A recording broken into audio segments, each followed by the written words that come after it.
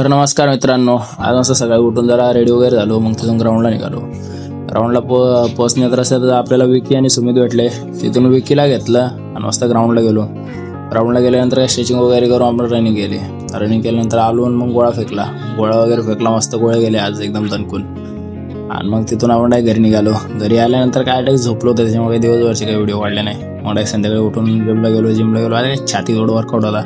मस्त चेस्ट वगैरे मारले, इन्क्लाइन मारले, नंतर डिक्लाइन मारून मग पेगडे फ्लाय मारून आपण चेस्टचा वर्कआउट संपवला. नंतर ट्रायसेपसाठी एकच व्हेरिएशन घेतली. तिथून मग कामाला निघालो. काय रेडी वगैरे होऊन कामाला चाललोच होतो. मग आज पेमेंट झाला होता म्हणून टाकी फुल करावं म्हणलं. मग म्हणून पंपावर गेलो. मग टाकी वगैरे फुल गेली मस्त एकदम.